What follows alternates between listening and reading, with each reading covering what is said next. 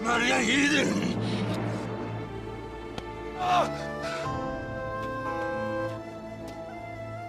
Dumru mu? Dumru. Oy. Oy.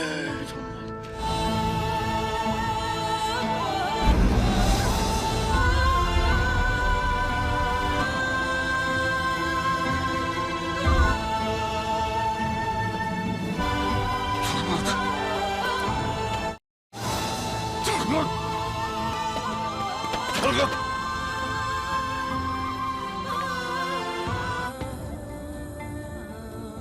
Fırat Bey! Fırat Bey! Turgut!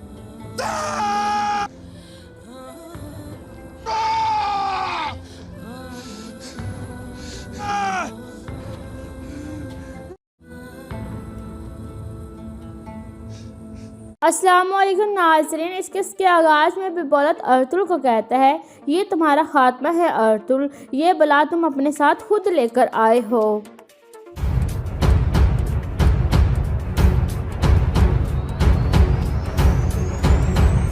फिर बिपोलत अपनी तलवार हवा में बुलंद करता है तो इतने में आरिफ बुका से रोक लेता है और कहता है, रुक जाओ अल्पासी। फिर आरिफ बुका अपने एक सिपाही के पास आकर कहता है, क्या मैंने तुम्हें कहा नहीं था कि मुझे तुरमताई और अर्तुल जिंदा चाहिए, तो फिर तुमने तुरमताई को क्यों मार दिया।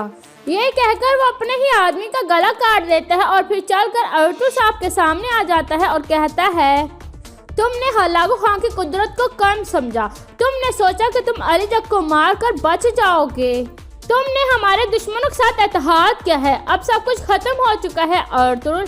अर्तुल साहब कहते हैं, अभी मैंने अपने आखिरी अल्फाज नहीं बोले हैं आरिफ बुका। आरिफ बुका कहता है, मैं किसी दिन खुशी से तुम्हारी सारी बातें सुनूंगा। फिर आरिफ बुका अर्तुल पर वार करता है तो अर्तुल साहब बेहोश होकर नीचे गिर जाते हैं। फिर भी बिपोलत कहता है, अर्तुल कभी अपनी जुबान नहीं खोलेगा, बेहतर यही है कि हम अर्तुल को यहाँ ही मार दें। ये सुनकर आरिफ बुका कहता है, तुमने कहा था कि अर्तुल अकेला नहीं है, अगर हम अर्तुल को मार देंगे तो ये जीत जाएगा, हम अर्तुल को अपने साथ लेकर जा रहे हैं। ये कहकर वो आगे बढ़ जाते हैं। इसके बाद उमर कबीले का मंजर दिखाया जाता है। इबिलगे खातून अपने खैमे में कुछ कपड़े इकट्ठे कर रही थी। इतने में सिरमा खातून वहाँ पहुँच जाती है और कहती है, ये आप क्या कर रही हैं बाजी। इबिलगे खातून कहती है, मैं बिपोलत की कोई भी चीज़ अपने खैमे में नहीं रखना चाहती थी। ये सुनकर सिरमा खातून कहती है, आपने ये जहमत क्यों की बाजी, मैं किसी औरत के इस काम पर लगा देती। इबिलगे खातून कहती है, सिरमा खातून हमने अभी बहुत सारे काम करने हैं।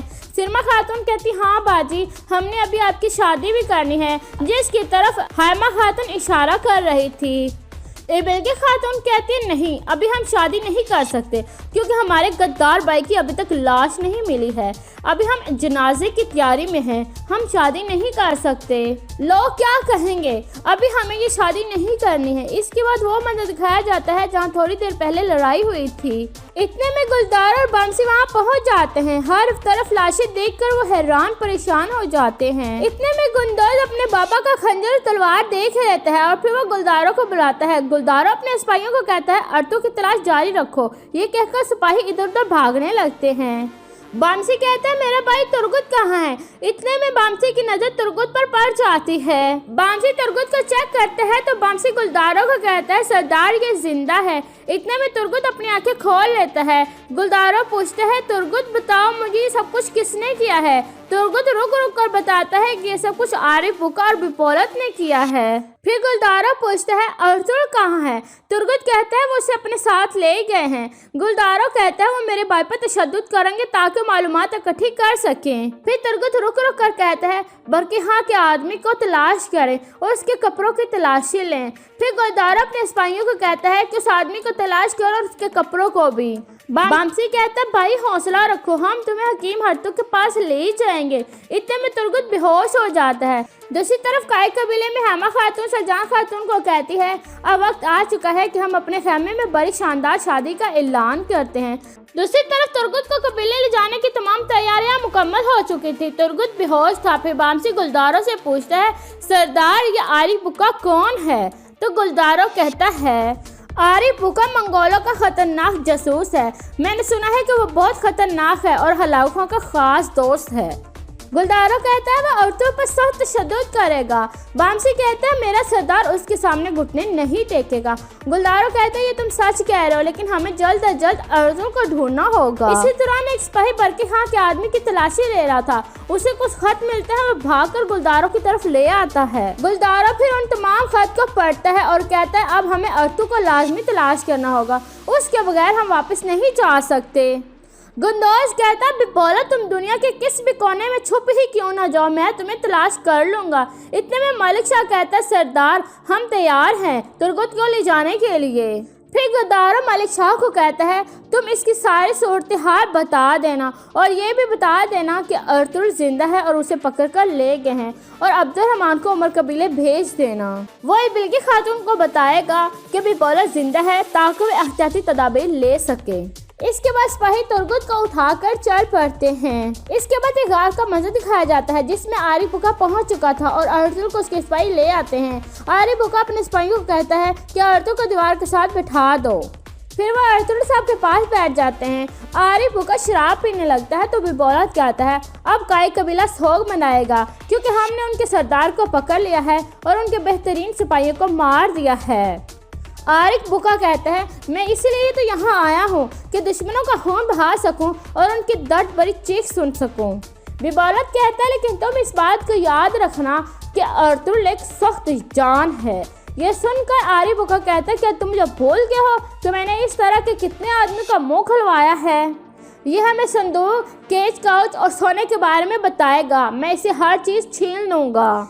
दूसरी तरफ बामसी और गुलदार अर्तुल की तलाश में चल पड़ते हैं। एक जगह आकर वो रुक जाते हैं और निशान देखने लगते हैं। बामसी कहता है इससे आगे निशान गायब है, क्या इससे आगे उन्हें पर लग गए थे? गुलदारो कहता है लागो खां का सबसे बेहतरीन सिपाही उसके साथ है इसलिए उन्होंने निशान गायब कर दिए हैं। गुंदोज कहते हैं अब हम अपने बाबा को कैसे तलाश करेंगे?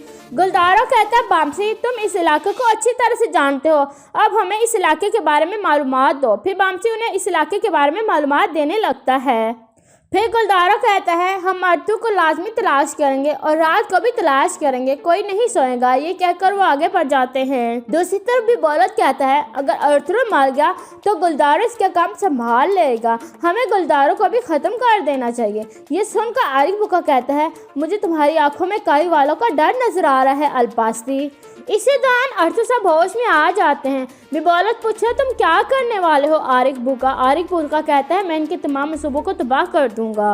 ये सुनकर अर्तुल साहब हंसने लगते हैं और कहते हैं लागो खां को अच्छी तरह से पता है जब मंगोल मेरी सरजमीन पर आते हैं मुझे जिंदा नहीं छोड़ता, तो हलागो खां ने तुम्हें फिर यहाँ भेज दिया मरने के लिए। आरिफ बुका कहता है मुझे इस तरह का दुश्मन बहुत पसंद है, मैंने तुम्हें पकड़ा हुआ है फिर भी तुम्हारी बहादुरी खत्म नहीं हो रही। फिर अर्तुल साहब अलवास्ती को कहते हैं तुमने अपना पटा पकड़ने वाला एक और मालिक ढूंढ लिया है, अब कुत्ते की तरह भौंकना शुरू कर दो। ये सुनकर अब्बासी हंसने लगता है और कहता है तुम्हारा भतीजा सलमान भी ऐसी बातें कर रहा था, लेकिन जब मैंने उसका सर शेर के मुंह में दिया तो उसकी सारी अकड़ और सारी बातें खत्म हो गई थी और अब तुम्हारे साथ भी वैसा ही होगा। फिर आरिफ बुका अर्तुल के पास बैठ जाता है और कहता है अर्तुल मैं तुम्हें अच्छी तरह से समझ गया हूँ, अब तुम भी मुझे अच्छी तरह से समझ जाओ और आप मुझे सीधी तरह सारी मालूमात दे दो। अर्तुल साहब हंसते हुए कहते हैं तुम कह रहे हो कि तुम मुझे जानते हो, लेकिन उन्होंने तुम्हें पूरी मालूमात नहीं दी।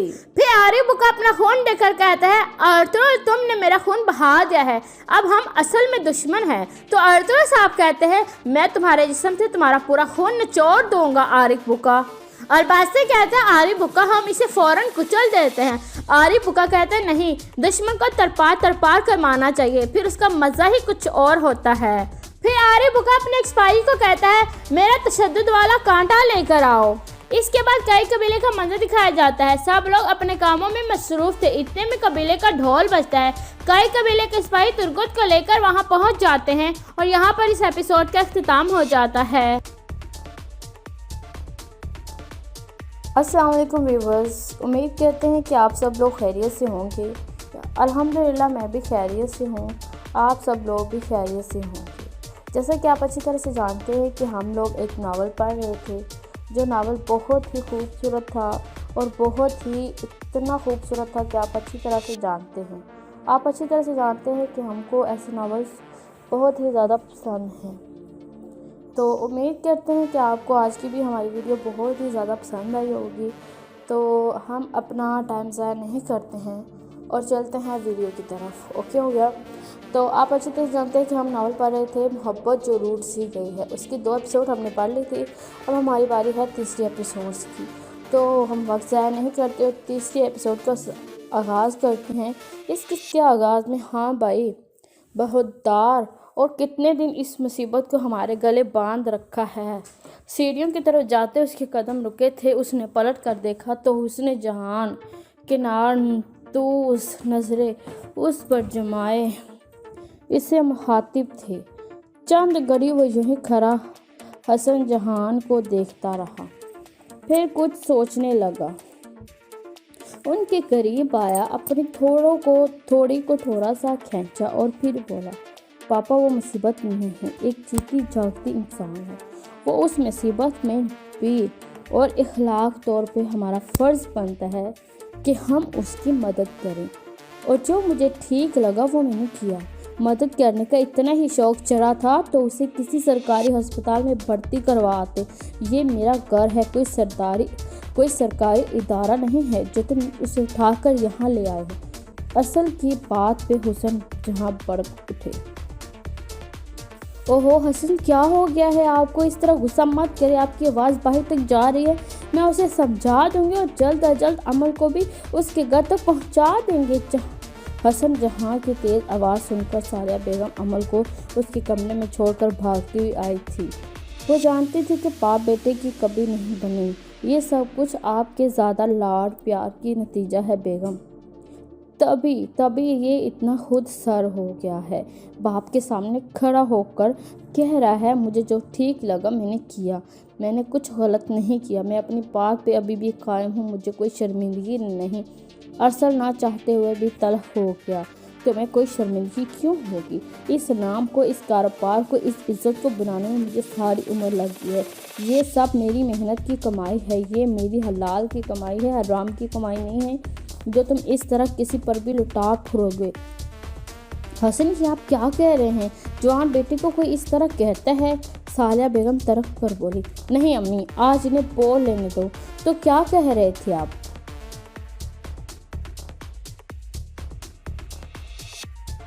یہ دولت، یہ شہرت، عزت آپ کے برسوں محنت کر کے کمائی ہے اور ہم اسے لٹا رہے ہیں۔ آج تک کون سی جائیداد لٹا دی ہے میں نے آپ کی؟ حد ادب ارسل جہاں نے غصے سے ارسل کو دیکھا تھا۔ ارسل پاپا کے ساتھ بحث مت کرو، چلو میرے ساتھ۔ نبیل اور چھوٹا اسد بھی باپ کی اونچی آواز سن کر نیچے آئے تھے اور نبیل بات بگڑتی دیکھ کر ارسل کا ہاتھ کھینچتے ہوئے اوپر لے گیا۔ چھوڑو میرا ہاتھ نبیل، آج مجھے پاپا سے بات کر لینے دو۔ ارسل غصے سے ہاتھ چھڑاتے ہوئے بولا۔ پاگل مت بنو ارسل، پاپا غصے میں ہیں اور بات بڑھے گی، اپنا نہیں تو امی کا خیال کر لو، چلو میرے ساتھ۔ نبیل اسے سمجھاتے ہوئے اندر لے گیا۔ دیکھو ارسل، پاپا کا غصہ اس وقت جائز ہے، بنا جان پہچان کے تم کسی بھی لڑکی کو اٹھا کر گھر لے آؤ گے تو ظاہر سی بات ہے کہ کوئی بھی بندہ ریئیکٹ کرے گا۔ دیکھو میں یہ نہیں کہہ رہا کہ تم نے غلط کیا، لیکن سوچو اگر وہ جو کوئی فراڈ نکلی پھر؟ تمہیں پتہ ہے نا آج کل 90% لڑکی غلط کاموں میں ملبوس ہوتی ہے، ان کے گینگ بنے ہوتے ہیں۔ پیچھے کچھ دنوں سے وہ لڑکی مسلسل بے ہوش ہے نبیل، ہوش آنے پہ وہ مسلسل کچھ بول چکی ہے۔ چلو میں غلط ہوں، ہو سکتا ہے کہ وہ لڑکی بھی غلط ہو، پر رپورٹس تو غلط نہیں ہو سکتی ہے نا۔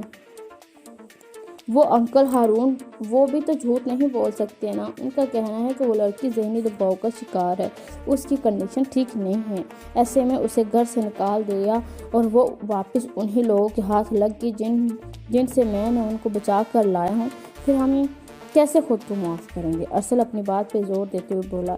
نبیل اسے دیکھ کر رہ گیا اور پھر بولا اچھا ٹھیک ہے تم پریشان نہیں ہو، مجھے امید ہے کہ آج کل میں اسے سب یاد آ جائے گا اور پھر اسے اس کے گھر والوں تک پہنچانے میں ہم آپ کی مدد کریں گے، لیکن تب تک تم پاپا سے بالکل نہیں الجھو گے، اوکے؟ میں پاپا سے نہیں الجھتا بلکہ پاپا مجھ سے الجھتے ہیں۔ جب تک مجھے کچھ سنا نہ دیں پاپا کا کھانا ہضم نہیں ہوتا۔ ارسل پاپا نے مجھے اور ارشد کو بھی کبھی کچھ نہیں کہا، پھر تم سے ہی کیوں الجھتے ہیں؟ اب تم اپنا رویہ ٹھیک کرو، دیکھنا پاپا کا رویہ بھی ٹھیک ہو جائے گا۔ تمہارے اور اسد کے ساتھ اس لیے ٹھیک ہے کیونکہ تم دونوں وہ کرتے ہو جو وہ چاہتے ہیں، پر میں ایسا کچھ نہیں کرنے والا جو وہ چاہتے ہیں۔ جو میرا دل کرے گا میں وہی کروں گا۔ میں اپنی زندگی کا مالک خود ہوں، پاپا کے حکم پر سر ہم نہیں کروں گا۔ ٹھیک ہے جو مرضی کرو۔ ارسل کو کسی طور پر جھکتے نہ پا کر نبیل منہ بسوڑتے ہوئے وہاں سے چلا گیا اور ارسل گہری سوچ میں ڈوبتے چلا گیا۔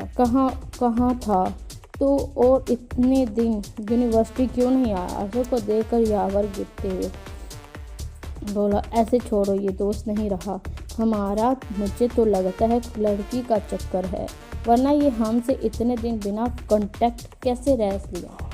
ہاں بھائی، معشوقہ آ جائے تو یاروں کی خیر بات کہا جاتا ہے، اس بار شاہ نواز منہ بسوڑتے ہوئے بولا تھا، جبکہ اس کے ہاتھ کھڑا علی خاموش رہا۔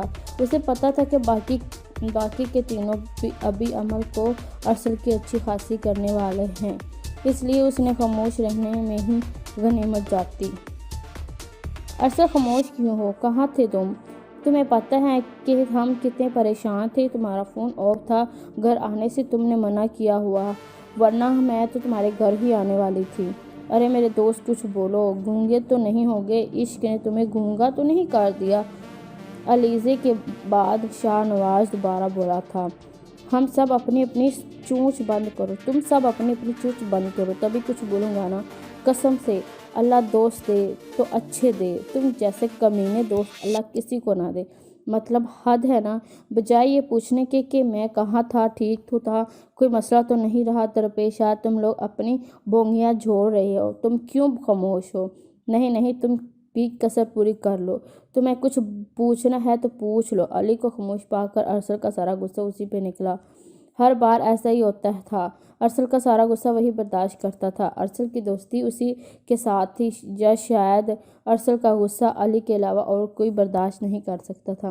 نہیں، مجھے کچھ نہیں کہنا، جو کہنا تھا وہ یہ سب بول لیے، اس لیے اب میرا بولنا بیکار تھا۔ علی شرافت سے ایک سائڈ ہوتے ہوئے بولا، چل یار ارسل اب ڈرامے نہ کر اور مدعا بیان کر، کہاں تھا؟ یاور بے صبری سے بولا، یار مجھے پچھلے ایک ہفتے سے مشکل میں پھنسا ہوا تھا، تم لوگوں کو بتانا چاہتا تھا، پھر یہ خیال ترک کر دیا کہ کہاں تم لوگوں کو پریشان کروں۔ ہوا کیا یہ بات تو بتا۔ اس بار علیزے نے سرحد سے اس کی بات کاٹتے ہوئے پوچھا تھا۔ علیزے کے پوچھنے کی دیر تھی، ارسل نے اس رات سے لے کر اب تک کا سارا قصہ سنا دیا۔ ارسل تیری عقل پہ واقعی پتھر پڑے ہیں، رات چلتی کسی بھی لڑکی کو اٹھا کر گھر لاؤ گے تو انکل کا ری ایکشن تو ایسا ہی ہوگا نا، اب وہ تمہیں پھولوں کے ہار ڈالنے سے تو رہے۔ میں اس بار انکل کے غصے سے ایگری کرتی ہوں، علیزے جھنجھاڑتے ہوئے بولی۔ ہاں یار علیزے ٹھیک کہہ رہی ہے، کون ہے، کہاں سے آئی ہے، کیا چکر ہے؟ خدا نخواستہ تو کسی مصیبت میں نہ پڑ جائے، آج کل کسی کی مدد کرنا تو خود کو مصیبت میں ڈالنے کے مترادف ہے باس۔ شاہ نواز ہاتھ جوڑتے ہوئے بولا تھا، مجھے نہیں پتا کیا غلط ہے کیا ٹھیک ہے، لیکن میں اتنا جانتا ہوں کہ ڈاکٹر کی رپورٹس غلط نہیں ہو سکتی، اس لڑکی کو سچ میں کچھ یاد نہیں، اور اگر اسے کچھ یاد ہوتا تو وہ کسی پرائے گھر میں کیوں پڑی رہتی؟ سچ کیا ہے میں نہیں جانتا، لیکن میں اتنا جانتا ہوں کہ وہ لڑکی معصوم ہے۔ میں نے اس کی آنکھوں میں وہ درد دیکھا ہے جو کسی بہت اپنے پیارے کو کھو دینے کے بعد آنکھوں میں سمٹ آتا ہے۔ بات کرتے کرتے ارسل کی آنکھوں کے سامنے گومٹول سی لڑکی کا گلابی سا نکھرا چہرہ جھانکنے لگا، شاید ہی اتنا معصوم چہرہ اس نے پہلے کبھی نہ دیکھا ہو۔ ارسل ٹھیک کہہ رہا ہو، ہماری جگہ کوئی بھی ہوتا تو شاید یہی کرتا۔ ارسل نے انسانیت کے ناطے اس انجان لڑکی کی مدد کی ہے، مجھے امید ہے کہ وہ لڑکی واقعی کسی مصیبت کا شکار ہوگی، کوئی فراڈ نہیں ہوگی۔ اس بار علی نے ارسل کے کاندھے پر ہاتھ مارتے ہوئے کہا، مجھے پتا تھا کہ اور کوئی سمجھے نہ سمجھے تو مجھے ضرور سمجھے گا۔ ارسل علی کو گلے لگاتے ہوئے بولا تھا۔ علیزے نے گہری نظروں سے علی کو دیکھا اور ناگواری سے چہرے سے دوسری طرف پھیر لیا۔ اسے شروع سے لگتا تھا کہ علی اس کے اور ارسل کے بیچ دیوار بنا رہتا ہے۔ جب وہ ارسل کے قریب ہونے کی کوشش کرتی تبھی علی بیچ میں آ جاتا۔ اب وہ اتفاقاً بیچ میں آ جاتا تھا یا جان بوجھ کر، یہ تو علی ہی بہتر جانتا ہے، کیونکہ اسے پہلے دن سے ہی علیزے اچھی نہیں لگتی تھی اور نہ ہی ارسل کے ساتھ اس کا بار بار چپکنا اسے پسند تھا۔ علی اور ارسل بچپن کے دوست تھے، جبکہ علیزے شاہنواز اور یاور کالج میں دوست بنے تھے اور اب یونیورسٹی میں بھی وہ ساتھ ہی تھے۔ مانو نہ مانو ایک دن یہ سپورٹ تمہیں ضرور پھنسوائے گا، اور ضروری نہیں نہ جو علی بولے وہی ہمیشہ ٹھیک بھی ہو، علیزے جلتے ہوئے بولی۔ علی نے ایک نگاہ علیزے پر ڈال کر رخ پھیر لیا۔ اسے پتا تھا کہ علیزے اس کا وجود برداشت نہیں کرتی تھی، لیکن وہ بھی دوستی کے ہاتھوں مجبور تھا۔ شاہنواز نے گنگناتے حلقے سے علیزے کو دیکھا۔ ارسل آؤ نا، مجھے تمہیں کچھ دکھانا ہے، اتنے دنوں سے تم آئے نہیں، میرا تو دل بیٹھا جا رہا تھا۔ علیزے ارسل کا ہاتھ پکڑتے ہوئے اس کے ساتھ تقریباً چپکتے ہوئے بولی تھی تو اس کا ہاتھ کھینچ کر وہاں سے لے گئی۔ شاہنواز کی غصیلی نظروں نے دور تک ارسل اور علیزے کا تعاقب کیا تھا۔ امل بیٹا، آج تم باہر کیوں نہیں آئی؟ اور یہ کیا تم نے ابھی تک ناشتہ بھی نہیں کیا؟ تمہیں پتہ ہے نا تمہاری میڈیسن کتنی ضروری ہے، نہیں کھاؤ گی تو ٹھیک کیسے ہوگی؟ صالحہ بیگم پیار سے ڈانٹتے ہوئے بولی اور امل بری طرح رونے لگی۔ ارے رو کیوں رہی ہو میرا بچہ؟ ایسے روتے تو نہیں ہے نا، مجھے بتاؤ کیا بات ہے، تمہیں پریشان کر رہی ہیں؟ کسی نے کچھ کہا؟ آنٹی میں کون ہوں، میرا نام کیا ہے، میرا گھر، میرے اپنے سب کہاں کھو گئے ہیں، کوئی مجھے ڈھونڈتا ہوا کیوں نہیں آیا؟ آخر کب تک میں آپ پر بوجھ بنی رہوں گی؟ میرا ساتھ ایسا کیوں ہوا؟ مجھے کچھ یاد کیوں نہیں ہے؟ وہ اپنے بالوں کو نوچتے ہوئے تکلیف سے بولی۔ صالحہ بیگم نے اس کی حالت دیکھتے ہوئے فوراً اسے خود میں بھینچ لیا اور وہ نازک گڑیا کی طرح ممتا کے گوشت میں سما گئی۔ امل، ہم بھی تمہارے اپنے ہیں، تم اکیلی نہیں ہو، ہم سب تمہارے ساتھ ہیں۔ ڈاکٹرز پر امید ہے کہ تم بہت جلد ٹھیک ہو جاؤ گی، پھر دیکھنا تم اپنی فیملی کے پاس واپس لوٹ جاؤ گی، اور خبردار جو آئندہ بوجھ بننے والی بات کی تو۔ بیٹیاں ماں باپ پر بوجھ نہیں ہوتی، اگر کچھ یاد نہیں آتا تو دفع کرو، یاد کرنے کی ضرورت بھی نہیں ہے، جب یاد آنا ہوگا خود ہی آ جائے گا۔ تم اپنے دماغ پر زور مت ڈالو، ڈاکٹر نے تمہیں سٹریس لینے سے منع کیا ہے، دیکھو رو رو کر کیسے چہرہ زرد کیا گیا ہے، اور ناشتہ بھی کب کا ٹھنڈا ہو گیا ہے، چلو اٹھو، منہ ہاتھ دھو کر باہر آ جاؤ، آج ناشتہ ہم دونوں مل کر کریں گے۔ صالحہ بیگم پیار سے اس کی کوہنی پکڑتے ہوئے بولی اور وہ ہچکچانے لگی۔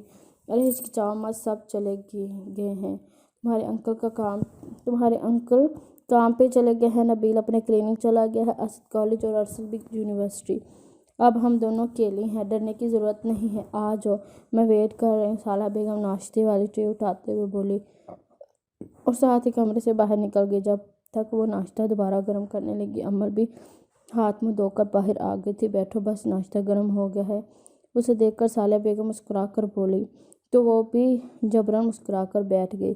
امل، تمہارے پاس کپڑے نہیں ہیں؟ میں سوچ رہی کیوں نہ آج ہم مارکیٹ چلیں، تمہیں بھی چیزوں کی ضرورت ہوگی تو تم اپنی مرضی کے جو چاہو لے سکتی ہو۔ نہیں آنٹی، مجھے کسی چیز کی ضرورت نہیں ہے، اور پلیز مجھے باہر نہیں جانا، مجھے گھر میں ہی رہنے دیں۔ گھر سے باہر جانے کا سن کر پسینے کے ننھے ننھے قطرے امل کے پیشانے پر چمکنے لگے۔ گھبراہٹ سے اس کا چہرہ زرد پڑنے لگا۔ اچھا ریلیکس، پریشان ہونے کی ضرورت نہیں ہے، میں سمجھ سکتی ہوں، تمہیں جو کچھ چاہیے مجھے بتا دو، میں لے آؤں گی، اور کپڑے بھی لے آؤں گی۔ پانی کا گلاس اس کی طرف بڑھاتے ہوئے بولی تو امل نے فوراً گلاس پکڑ کر ہونٹوں سے لگا لیا۔ اپنے پیچھے مناہل کی آواز سن کر صالحہ بیگم کی گردن گھما کر اسے دیکھا تھا۔ دبلی پتلی سی سانولی رنگت والی مناہل اپنی اسٹائلش پرسنالٹی کے ساتھ کھڑی مسکرا رہی تھی۔ ارے مناہل میرا بچہ، تم کب آئے؟ صالحہ بیگم مناہل کے اچانک آنے سے پھولے نہ سما رہی تھی، اور مناہل بھی آنٹی سے مل کر یقیناً بہت خوش تھی۔ بس ابھی بھی آئی ہوں، آپ کیسی ہیں؟ اور یہ کیا آپ اتنی دبلی ہو گئی ہیں، کھاتی پیتی کچھ نہیں ہے؟ وہ فوراً ناراض ہوتے ہوئے بولی۔ بس تم آ گئی ہو نا، اب مجھے امید ہے کہ تم اکیلی آئی ہو۔ جی اکیلی آئی ہوں، ڈرائیور چھوڑ کر گیا تھا، مما ساتھ نہیں آئی، کیونکہ مما ساتھ آتی تو وہ چھوٹی چڑیل بھی ساتھ تیار ہو جاتی اور آپ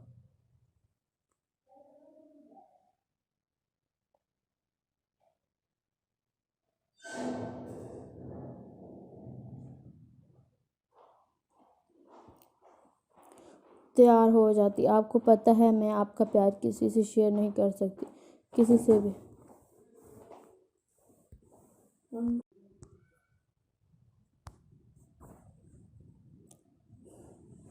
ماما ساتھ نہیں آئی۔ ماما چڑیل اریبہ تو بالکل بھی نہیں۔ مناہل ناک پرک سے مکھی اتارنے والے انداز میں بولی۔ جب بھی اس کی نظر امل پر پڑی وہ جو درزیدہ نظروں سے امل کا جائزہ لینے لگی۔ مناہل بری بات چھوٹی بہن سے ایسے نہیں لڑا کرتے، دو ہی تو بہنیں ہو اور مجال ہے کہ جو تم لوگوں کی آپس میں بن جائے۔ عمر کیوں نہیں آیا تھا ساتھ؟ ڈرائیور کے ساتھ کیوں آئی ہو؟ اچھا بھائی بہن کو ڈرائیور کے ساتھ بھیج دیا، آنے دو، تمہاری ماں کا فون سیدھا کرتی ہوں میں اسے۔ آنٹی یہ کون ہے؟ مناہل جھانکتی نظروں سے امل کو دیکھتے ہوئے بولی۔ اوہ دیکھو یہ باتوں میں بھول ہی گئی، آؤ میں تمہیں ملواتی ہوں۔ سالہ بیگم اس کا ہاتھ پکڑ کر امل کے پاس لے آئی۔ امل اسے ملو، مناہل میری بھانجی ہے۔ اور مناہل یہ امل ہے۔ آنٹی پر یہ ہے کون؟ میں نے تو پہلے کبھی اسے دیکھا ہی نہیں۔ اللہ آپ نے ارسل بھائی کی شادی تو نہیں کر دی اور ہمیں بتایا تک نہیں؟ مناہل چیختے ہوئے بولی۔ شش لڑکی، دماغ خراب ہے تمہارا، کچھ بھی بول رہی ہو؟ ارسل کی شادی دھوم دھام سے کروں گی، چوروں کی طرح تھوڑی نہ کروں گی۔ یہ امل ہے، اسی گھر کی ایک فرد سمجھو۔ ابھی اس کی طبیعت ٹھیک نہیں ہے اس لیے ہمارے پاس رہ رہی ہے، باقی ساری بات میں تمہیں بعد میں سمجھاؤں گی۔ ابھی تم یہ بتاؤ ناشتہ کر کے آئی ہو یا کرو گی؟ ناشتہ کر کے آئی ہوں، لنچ آپ کے ساتھ ہی کھاؤں گی۔ مناہل عجیب مزاج کی لڑکی تھی، جہاں اپنی عمر کی لڑکیوں کو دیکھ کر لڑکیاں فوراً گھل مل جاتی ہیں، وہیں مناہل کا رد عمل حیران کن اور عجیب سا تھا۔ جب عمل اپنے آپ کو وہاں مس فٹ دیکھ کر بولی، آنٹی میں جاؤں اپنے کمرے میں؟ ارے عمل کہاں جا رہی ہو؟ تم نے ٹھیک سے ناشتہ بھی نہیں کیا، ناشتہ کر کے جاؤ۔ سالہ بیگم محبت پاش نظروں سے دیکھتے ہوئے بولی۔ تو مناہل نے کنکیوں سے عمل کو دیکھا۔ نہیں بس اب بھوک نہیں ہے، میں آرام کرنا چاہوں گی۔ اچھا جیسی تمہاری مرضی، جاؤ آرام کرو، جب تک میں لنچ کی تیاری کرتی ہوں، پھر تو ہم تینوں مل کر لنچ کریں گی، ساتھ مووی دیکھیں گے۔ جی اچھا۔ واٹ، یہ کیا آپ کہہ رہی ہیں آنٹی؟ اب کوئی تیسرا بندہ ہمارے ساتھ مووی دیکھے گا، ہماری گوسپ کے حصہ دار بنے گا؟ مطلب اس چیز کے لیے میں اریبہ کو ساتھ نہیں لاتی، اور آپ کو پتہ نہیں کون ہے میں، جسے جانتی تک نہیں، اس کے ساتھ شامل کر رہی ہو؟ نویں آپ صرف میری آنٹی ہو، میں آپ کو کسی کے ساتھ شیئر نہیں کروں گی۔ عمل کے نکلتے ہی مناہل غصے سے ناراض ہوتے ہوئے بولی۔ عمل کے کانوں میں مناہل کی آخری باتیں سسکی کی طرح چبھی، لیکن وہ خاموشی سے چلے گی، کیونکہ یہ گھر اور اس کے گھر کے لوگ مناہل کے ہی تھے، ان سب پہ عمل کا کوئی اختیار نہیں ہے۔ مناہل بیٹا ایسی بات نہیں کرتے، اگر جو عمل سن لیتی تو اسے کتنا برا لگتا۔ آنٹی ڈونٹ کیئر، اور اب آپ آئے ہیں میرے ساتھ، مجھے ساری باتیں آپ کو بتانی ہیں۔ مجھے آپ کو پتہ ہے کل اریبہ نے میرا اتنا سارا پیسٹ توڑ دیا۔ مناہل اپنی باتیں شروع کر چکی تھی اور سالہ بیگم اس کی چیخ شوخ اداؤں پہ واری جا رہی تھی۔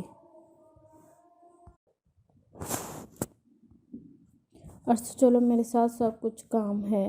علی کینٹین میں جھانکتے ہوئے بولا، جہاں علیزی ارسل کا ہاتھ تھامے بیٹھی تھی۔ علی کو دیکھتے ساتھ ہی اس کی حلق تک کروٹ سی بڑھ گئی، پھر غصیلی نظروں سے علی کو دیکھتے ہوئے بولی، تمہیں اسی وقت کام پڑتا ہے جب میں ارسل کے ساتھ ہوتی ہوں، 24 گھنٹے ارسل کے ساتھ چپکے رہتے ہو، چپکو کہیں کے، تھوڑی دیر اسے ہمارے ساتھ بھی رہنے دیا کرو۔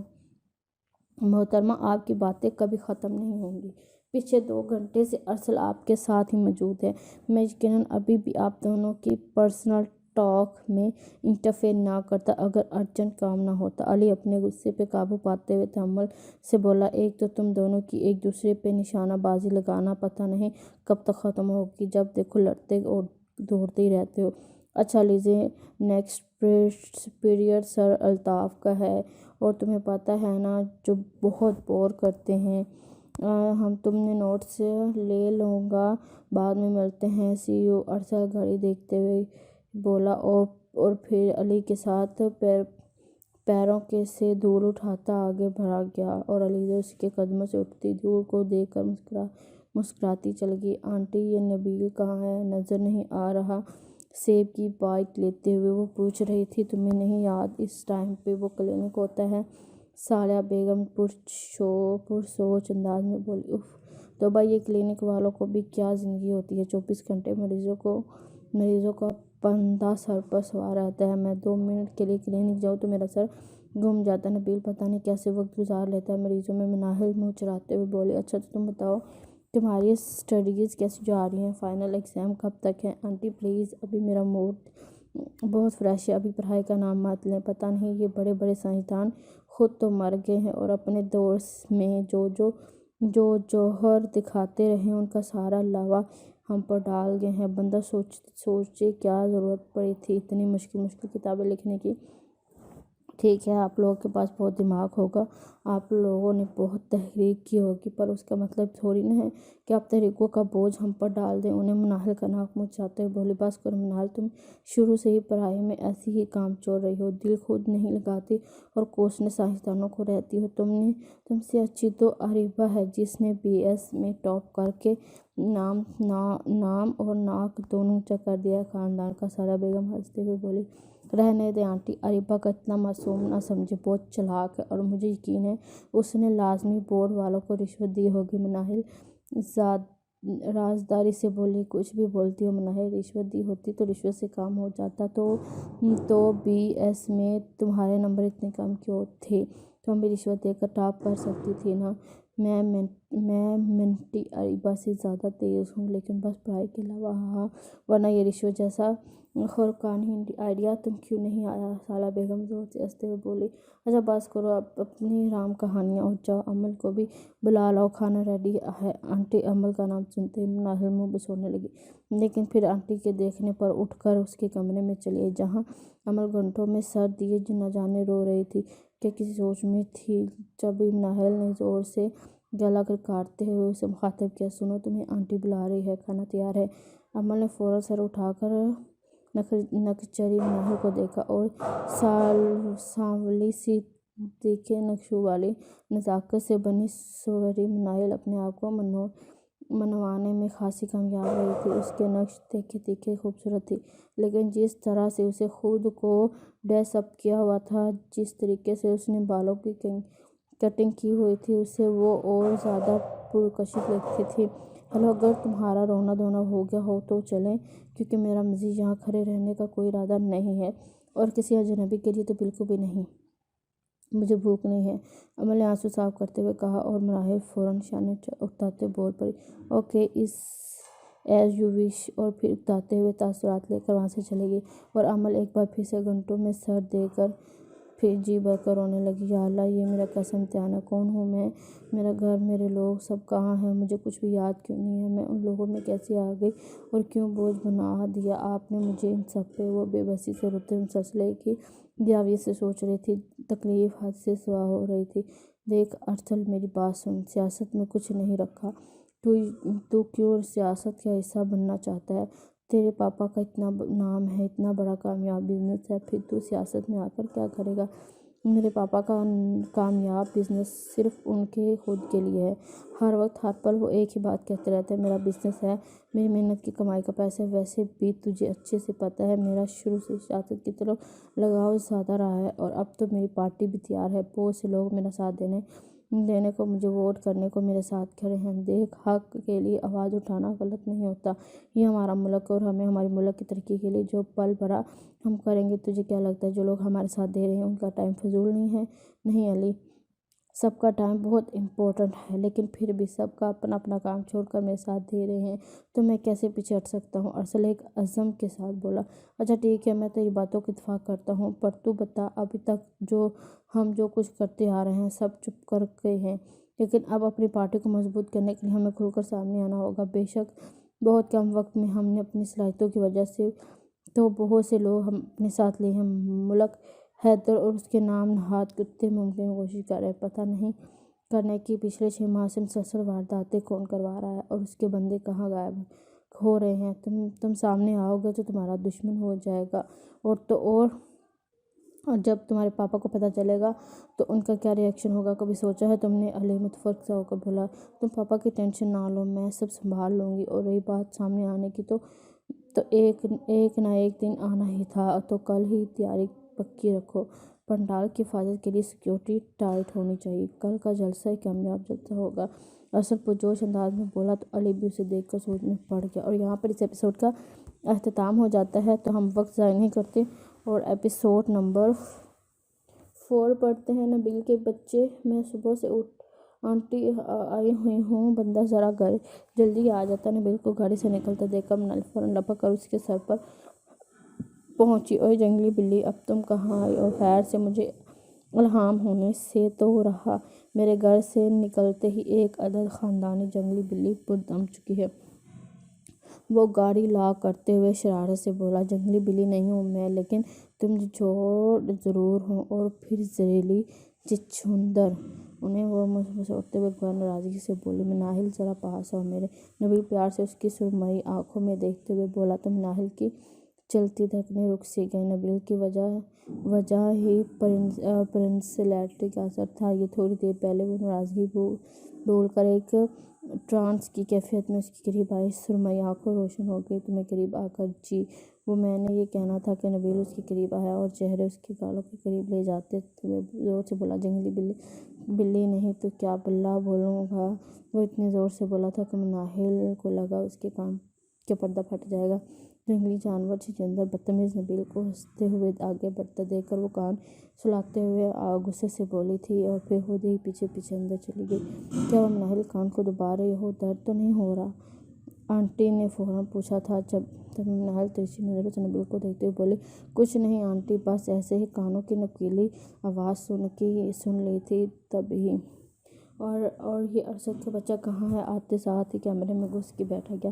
اس کے تو میں ذرا کان کھینچوں۔ منال نے فوراً پہلو بدلا، دب دب کر سیڑھیاں چڑھ کر۔ امی وہ لڑکی کہاں ہے؟ نظر نہیں آ رہی؟ نبیل نے پوچھا تھا۔ اس لڑکی کا نام امل رکھا ہے میں نے، اسے امل ہی بولو سب۔ اپنے کمرے میں ہے، بہت ترس آتا ہے مجھے اس پہ، پتہ نہیں کون ہے، کسی کی اولاد ہے، اس کے گھر والے کتنے فکر مند ہوں گے۔ میری تو دعا ہے کہ وہ جلدی سے ٹھیک ہو کر اپنے گھر میں چلی جائے۔ سالہ بیگم کے لہجے میں ماں والی فکر تھی۔ امی پریشان نہ ہو، وہ جلد ہی ٹھیک ہو جائے گی اور جلد ہی اپنے گھر والوں کے پاس لوٹ جائے گی۔ وہ کوشش کیا کریں کہ اسے اکیلا مت چھوڑیں، ایسے بندے تنہائی میں اور زیادہ خائف ہو جاتے ہیں اور ان کا دھیان ایک ہی اور لگا رہتا ہے۔ کوشش کیا کریں کہ اسے کسی نہ کسی ایکٹیویٹی میں مصروف رکھیں تاکہ اس کا دھیان بٹ جائے۔ ہاں میں پوری کوشش کرتی ہوں کہ اسے ساتھ رکھوں۔ تم منہ ہاتھ دھو لو، میں کھانا لگاتی ہوں۔ نہیں ارسل اور پاپا آئیں پھر مل کر ڈنر کرتے ہیں۔ میں ذرا ارسل کو دیکھوں، کہیں جنگلی بلی اسے کھا ہی نہ جائے۔ نبیل ہنسی پیچھا چباتے ہوئے بولا، نبیل ابھی تنگ مت کرنے بیٹھ جانا اسے، تمہیں پتہ ہے نا چڑچڑی سی ہو جاتی ہے۔ سالہ بیگم سے سمجھانا چاہتا تھا اور پھر نبیل تھا، جنگلی بلی کو تنگ کیے بنا اس کا گزارا کہاں تھا۔ محترمہ لگتا ہے آپ کو رات اور رات کی تنہائی کچھ زیادہ ہی پسند ہے، جب دیکھیں آپ یہیں موجود ہوتی ہیں۔ پھولوں سے کوئی خاص لگاؤ ہے یا تنہائی سے؟ ارسل پورچ میں گاڑی کھڑی کرتے ہوئے اندر بکھرنے لگا۔ جب اسے سیاہی میں حلوہ سے دکھائی دیا تو وہ گارڈ ایریا کی طرف چلا آیا۔ امل کو وہاں دیکھ کر وہ چونکا تھا، پھر آہستہ سے اس کے قریب جا کر بولا تو وہ تھک اس کی طرف مڑی۔ ارسل کو سامنے پا کر اس کے چہرے کے خوفناک تاثرات نرم پڑ گئے تھے اور ساتھ ہی وہ سر جھکا کر اندر جانے لگی۔ جب وہ دوبارہ بولا، ڈر کر بھاگنے والے بزدل ہوتے ہیں۔ ارسل کی بات پہ اس کے جاتے قدم تھم گئے اور وہ رک گئی اور پلٹ کر خالی نظروں سے اسے دیکھنے لگی۔